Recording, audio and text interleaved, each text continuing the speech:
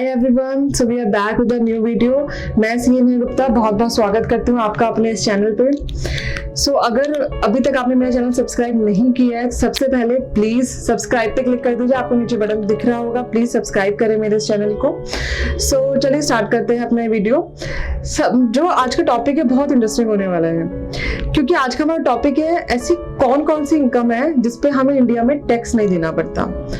जब इंडिया की बात होती है तो सबसे पहले ये कहा जाता है कि इंडिया एक ऐसी कंट्री है जहाँ पे काफी तरह के टैक्सेस है, बहुत टैक्सेस है। सो मतलब लास्ट कुछ ईयर से गवर्नमेंट काम भी कर रही है इन चीजों पे, जैसे कि जीएसटी लेके आए कि सारे टैक्सेस को मिला के एक टैक्स कर दिया जाए। तो काफी गवर्नमेंट की तरफ से भी सपोर्ट आ रहा है कि हम ज्यादा टैक्सेस ना पे करें, एक ऐसे से कंफ्यूजन हो जाए कि कितने तरीके के इसको टैक्स देने हैं, जीएसटी, इनकम टैक्स, वैट, क्या क्या उसे करना है। सो चलिए स्टार्ट करते हैं अपनी इस वीडियो को।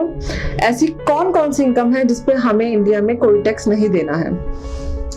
तो जो सबसे पहली इनकम है वो है एग्रीकल्चर इनकम, यानी कि अगर आपके पास ऐसी कोई भी इनकम हो रही है जो जिसका सोर्स एग्रीकल्चर है और जो as per income tax act के अकॉर्डिंग डेफिनेशन ऑफ एग्रीकल्चर के अंदर फॉल करती है, तो आपको उस इनकम पे कोई टैक्स नहीं देना है। फॉर एग्जाम्पल, मैं एक फार्मर हूँ, मेरे पास एक एग्रीकल्चर लैंड है और मुझे उससे इनकम हो रही है, तो उस पर कोई भी टैक्स नहीं है। बट अनटिल एंड अनलेस उसका हमें ये ध्यान रखना है कि वो एग्रीकल्चर लैंड की डेफिनेशन में फॉल करता हो और जो उससे इनकम हो रही हो वो भी एग्रीकल्चर इनकम ही हो। नेक्स्ट आता है, अगर हमें लॉन्ग टर्म कैपिटल गेन होता है on equity. Long term capital gain हम कब बोलते हैं? जब हम कोई भी इक्विटी को 1 साल से ज्यादा होल्ड करके सेल करते हैं, तो उससे होने वाला गेन 1 लाख तक एग्जम्प्ट होता है। यानी कि अगर मुझे एलटीसीजी होता है जो कि थ्रू इक्विटी है और वो बस 1 लाख की अमाउंट का है, तो मुझे उस पर कोई टैक्स नहीं देना है।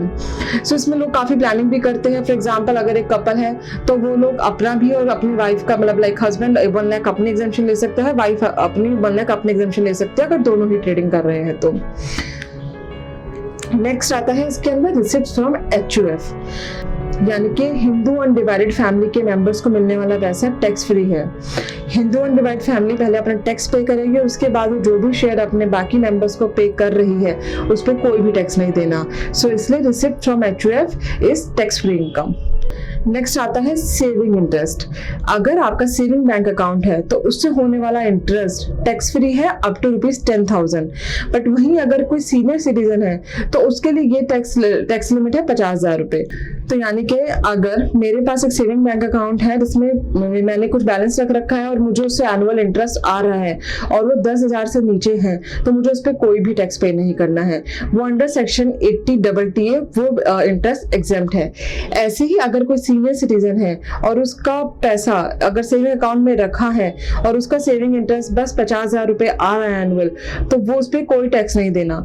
सो नेक्स्ट क्वेरी इसके अंदर आते हैं कि सीनियर सिटीजन को क्यों एक्स्ट्रा बेनिफिट दिया गया है। जो यहाँ पे सबसे बड़ा रीजन है वो ये है कि ऐसा माना जाता है कि एज के बाद, यानी कि सीनियर सिटीजन के लिए जब कोई वो अर्निंग नहीं कर रहे होते या फिर उनके पास कोई सोर्स नहीं होता इनकम का, तब वो पूरी वैसे भी अपने पूरी लाइफ में पैसे जोड़ते हैं जिससे कि बाद में जाके वो इंटरेस्ट की इनकम से अपना देखरेख कर सके या अपना खर्चा चला सके।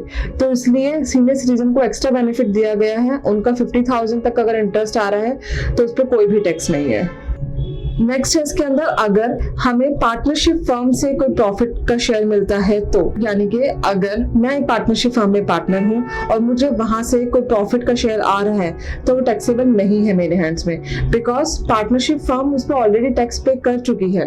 पार्टनरशिप फर्म पहले अपना टैक्स पे करेगी, देन वो प्रॉफिट को डिस्ट्रीब्यूट करेगी, जो कि पार्टनर के हाथ में टैक्सेबल नहीं होगा। नेक्स्ट आता है कि अगर मुझे किसी भी कंपनी से अलाउंसेस मिलते हैं ऑन फॉरेन सर्विसेज तो वो टैक्स फ्री होते हैं। यानी कि फॉरेन सर्विसेज पे किए गए खर्चे और जो मुझे कंपनी से मिल रहे हैं अलाउंसेस वो टैक्सेबल नहीं है। नेक्स्ट है ग्रेचुटी, यानी कि ग्रेचुटी में मिला हुआ पैसा पे कोई भी टैक्स नहीं है। ग्रेचुटी होता है कि एक हम किसी को रिकॉग्नाइज करते हैं कि आपने इतने साल, कंपनी मेजर रिकॉग्नाइज करते हैं कि आपने हमारे साथ इतने साल काम किया, तो उसके लिए ग्रेचुटी है, एक रिकॉग्निशन है, तो इसलिए उस पर कोई भी टैक्स नहीं लगता। नेक्स्ट आता है amount received in voluntary retirement scheme, यानी कि अगर कोई वीआरएस लेता है और उसको पैसा वीआरएस के बिहाफ पे मिलता है तो उस पर कोई भी टैक्स नहीं है, वो टैक्स फ्री इनकम में काउंट होती है। नेक्स्ट है स्कॉलरशिप एंड अवार्ड। अगर किसी को भी, किसी एसएससी को भी स्कॉलरशिप मिलती है या अवार्ड मिलता है, स्कॉलरशिप हो सकती है हायर एजुकेशन के लिए, डिपार्टमेंट गवर्नमेंट ने ही रिम्बर्स करना हो वो एक्सपेंस, तो वो टैक्सेबल नहीं है। स्कॉलरशिप या अवार्ड किसी भी तरीके का हो सकता है, कैश या काइंड, तो उस पर कोई भी टैक्स इंडिया के अंदर नहीं है। ऑलरेडी वो किसी को हम रिकॉग्नाइज कर रहे हैं कि किसी ने इतनी मेहनत करी है, कोई भी एसएससी जिसने मेहनत करी है तभी वो स्कॉलरशिप के काबिल है या किसी अवार्ड के काबिल है, तो इसलिए ऑलरेडी उसके ऊपर कोई भी टैक्स नहीं है। सो अगर हम अपनी इनकम को इस तरीके से अर्न करें, इन चीज़ों का ध्यान रखें, तो शायद हम भी टैक्सेस से बच सकते हैं। सो इसलिए हमेशा अपने टैक्सेस को प्लान करिए, कभी भी टैक्स इवेजन की इंटेंशन ना रखिए, कोशिश करें कि प्रोफेशनल की हेल्प लेके अपने टैक्स को प्लान कर सके। खुद से भी अगर आपको नॉलेज है इन चीज़ों की तो अपने टैक्स को प्लान करिए।